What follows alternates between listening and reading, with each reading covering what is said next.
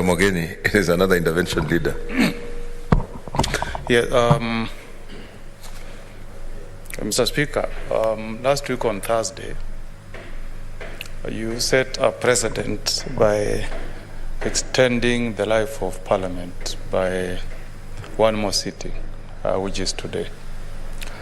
And Mr. Speaker, the reason why we adjourned is because we had a business proceeding all the way to about 9:30 in the evening.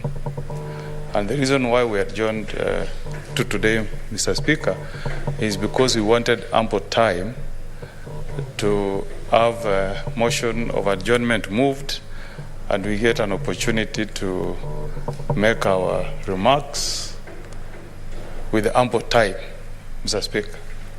That was the main reason why we adjourned to today. But looking at the order paper, Mr. Speaker, it has been packed with a lot of business, sending an indication that you want to take us through the same drill that we went through last week on Thursday. Mr. Speaker, we all watched on TV when the National Assembly did the adjournment. It was very orderly. They had very lean business that proceeded between 2:30 and 3:30. And at 3:30, the House adjourned and moved to the motion. And we had adequate time, members of National Assembly had adequate time to make their remarks on the floor. The Speaker, if you take the order paper as it appears today and take us through this business, this morning and the afternoon, we'll be taken to the same scenario we were in last week on Thursday.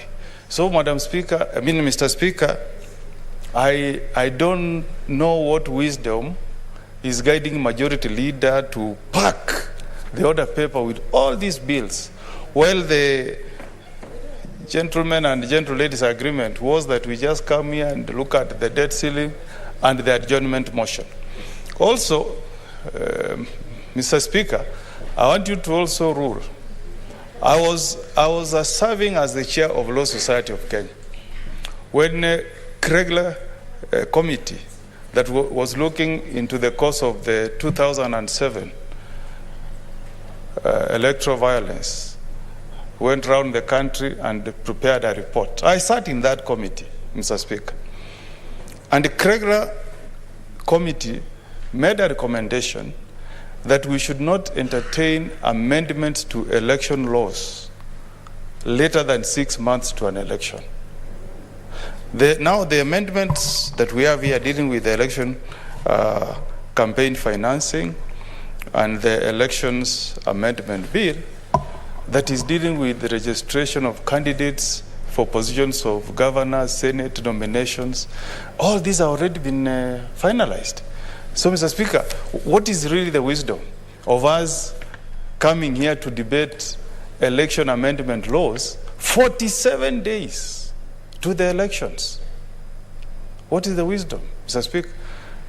And I want you to rule, Mr. Speaker, whether, even if this bill is moved through second reading, will the Committee of Justice, Legal Affairs, Human Rights have time to retreat, carry out public participation and present a report to the floor?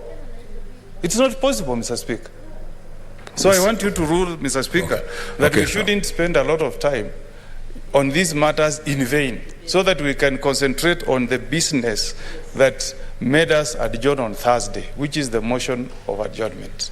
Senator Mazayo, there's another intervention.